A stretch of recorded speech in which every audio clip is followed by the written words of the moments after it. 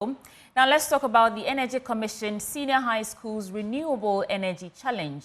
It's a school challenge and a project-based competition born out of the collaboration between the Energy Commission and the Ghana Education Service, as well as the Ghana TVET service. And the Energy Commission is like the referee for the energy sector, but the representatives are here in the studio with me. We have Bernice Norte. She's an officer of the Renewable Energy Regulation, and Caleb Azindo, and he's also an officer of the Renewable Energy Regulation. Ladies and gentlemen, thanks for joining the conversation. Thank you. Thank you. So I said that we're having a conversation and you were explaining to me some of the mandates of the Energy Commission. But briefly, what do you do at the Energy Commission? And then we'll talk about this challenge that you have. Okay, so good morning. The Energy Commission is the technical regulator of the energy sector. So we have the mandate to advise the Minister of Energy on regulation and then technical issues within the energy sector. We also give out licenses to all companies that want to operate in the energy sector. Right. As well as under the RE Act, we have the mandate to promote the development and utilization of renewable energy resources in the country. Is this where this challenge falls, and is that the category Yes, that this challenge falls under? All right, so Caleb, you tell me about this renewable energy school challenge you have coming up. What is it all about? Okay, so let me just take our minds back to when we were in school. We realized that when we are doing our thesis, once that is done, that is it. Our projects are being shelved, and all the theoretical knowledge we learn, sometimes you find it difficult to apply it in the industry. So this school's challenge is mainly a project-based competition that is meant to bridge the gap between the academia and the industry. And looking at the trend of the world today, which is renewable energy, it is imperative that we involve our youth into this space such that they are the future leaders. And once we bring them on board, it makes everything smoother and easier. And that's the main reason why we organize this competition, for them to actually develop projects with the use of renewable energy technology to solve problems in their localities. Is this the first time you're doing this? No. Okay, how long has this been going on for? So that's our 5th year. 5th year? Yes, Okay. we started in 2019 as a pilot project in the Greater Accra region, which had 29 schools participating. Okay. Then 2020, because of COVID, we couldn't do it. Then 2021, we expanded to all the 16 regions. 14 regions participated. We had 91 schools. Then 2022, all 16 regions participated. We had 119 schools. Okay. Then last year, we had 125 schools participating. In this year? And this year, unfortunately this year, there's been a little drop in the participation due to some technical challenges. Oh, okay. But we had over 110 schools participating this year. And what are the the regional stages in the competition? Okay, so we have the regional competition. We go to all the 16 regions. Okay. Each region is expected to present their best 10 schools and projects. Okay, so That's each region has more like an internal competition among the schools, and then they produce one representative for the region. Is that how it works? Not really. So usually when the theme is sent out, it's sent out to all the regional directors of education. They in turn send it out to all their head teachers. So any school that is interested registers. So some regions get more than 10 schools interested in the competition. Then they would have a preliminary competition to select their best 10 before the Energy Commission moves in to conduct the regional competitions. Then we select one for each of the regions. Okay. Then from then, we move, after that, we have 16 regional winners. Then we move to the zonal competition. They are grouped into 2 zones, the northern zone and the southern zone. The northern zone comprises of the 5 northern regions and the 3 Bono regions. Okay. And the rest of the regions form the southern zone. Then after the zonal competition, we pick 3 best from each of the zones. Then the 6 will compete in the finals in October. What's the mechanism of the competition? Caleb, you can answer that for me. What actually goes on in the competition? Do you task them to produce stuff, projects or programs? What happens? Okay, so thanks for your question. So usually every year we give them a focus area, or what we call the theme. Okay. So for instance, this year we are looking at the application of renewable energy technologies in land degradation and water pollution. Okay. So students are to develop projects either to solve a land degradation issue or a water pollution issue, or both. Okay. But the renewable energy technology must be part of right. the So project. using renewable energy technology to solve land degradation issues or water pollution. And that's the theme for this year. Yes. And so what happened to the winning project? And you can tell me about the winning prize for the winning school as well. Okay. Okay, yes, so yes, I can take that. So the winning project, the Commission has signed a memorandum of understanding with CSIR, Center for Scientific and Industrial Research. So the winning project, CSIR picks it up and then further develops it and then brings it to the market for commercialization. This MOU came into effect 2 years ago. So the first project that was Peje Senior High School, they had a solar dehydrator. It's in its final stages. CSIR has a series of stages they go through before they bring a project to the market. Right. So it's in its final stages of commercialization.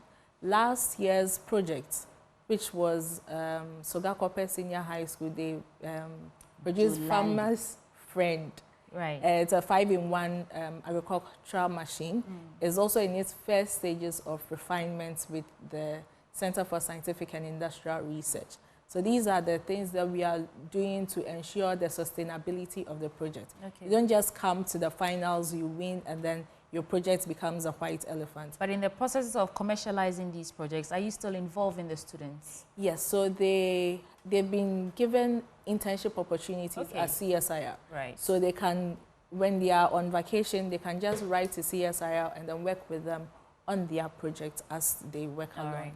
And then the prizes. So the winning school, last year the winning school got a total prize package of 205,000 Ghana cedis, which included a 5-kilowatt solar system, which has been installed for the school. Okay. So we usually have prizes for the school and then prizes for the team. Okay. So the team comprises of the 3 students that are going to present, their teacher, and then the coordinator.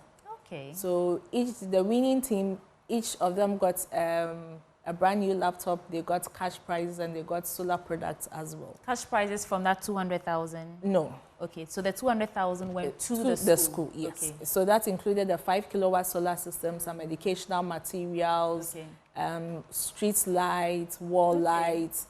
There are lots of goodies in there for them. Okay, that's great. And how is GES supporting you? You said it's a collaboration between GES, the Energy Commission, and Ghana TVETs, right? Yes. So how are they, what support are they also offering?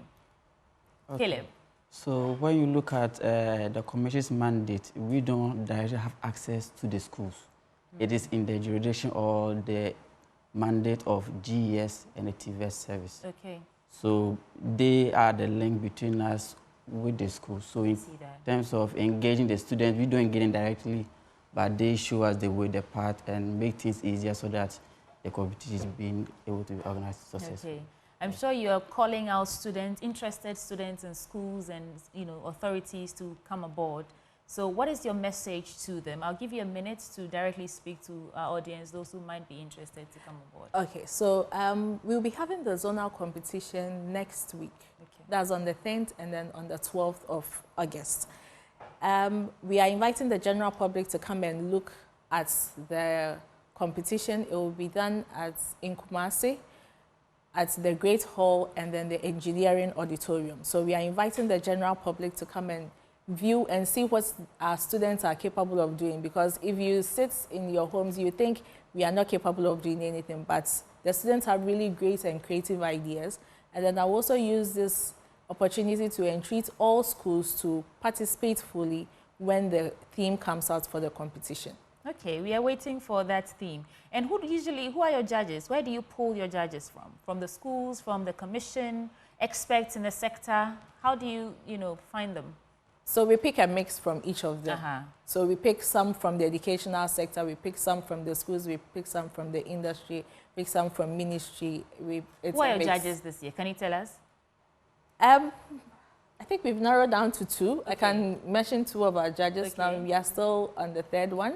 Okay. So we have Engineer Seth Mahu from the Ministry of Energy. Okay. And then we have Professor Francis Kemaso from the College of Engineering, KNUST. Okay, great. So we are waiting for our third judge to confirm, then we can put. And is that person going to come from the GES side? It's going to come from the industry. From the industry as well. Yes. Okay. So in how many, just out of curiosity, do you have a lot of women students, female students, also participating in this kind of competition? Yes. Or is mostly male dominated? No, it's it's a blend. It's a blend. It's a blend. And to surprise you that in this competition we have 3 girls' schools. So we have Ahantaman girls from the Western region. We have Ola girls from the Ahafo region. You should have said Malco girls. Then St. Rose's from Eastern region. Okay, yeah. All right. But amongst the mixed schools, you still find ladies also being part of the team.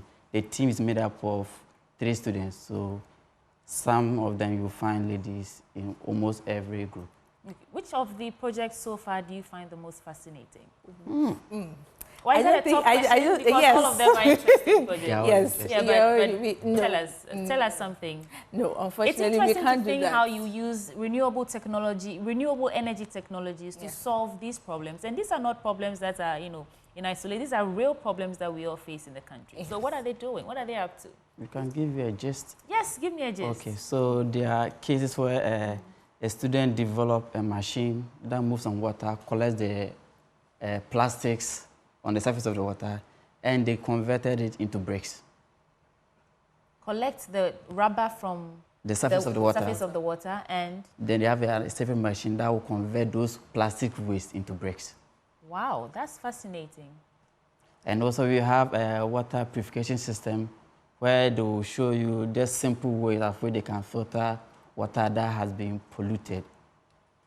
Okay, well, I'll give you your minutes now to speak to the audience. I got carried away with the questions, yeah. Okay, so I would like to thank all the students that have participated in time past, and those that are in the competition, and those that are aspiring to participate next year, that they should bring out their creative best. It's a competition meant for students, and therefore we are here for you. I also would like to thank our sponsors. This competition has not been easy, but through their support, things have been able to come this far. Notwithstanding my executive secretary, in the person of Engineer Oscar Moneza, for his vision in making sure that students are part of the program activities of the Energy Commission. Right. So apart from the internship opportunities, then do you have like scholarships as well, or is just the internships and commercializing these projects? Yes, it's just the internships and commercializing these projects. And then sometimes, due to certain CSR activities of the Commission, certain schools benefit. For example, Preja Senior High and then in Nkranza Technical, as part of our CSR project under our 25th anniversary of the Energy Commission, they've benefited, they've been given 2 brand new kitchens, fully fitted. For the school? For the school.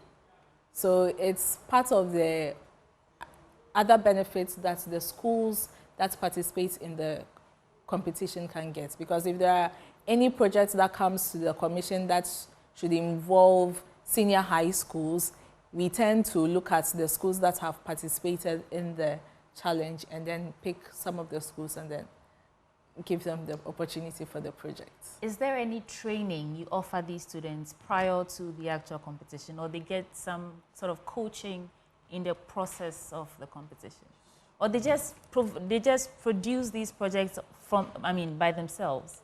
So usually, do you give them coaches? We don't give them coaches, but however, we have an online meeting where we tell the coaches that is the teachers. So the teachers coach them or guide them to produce these projects.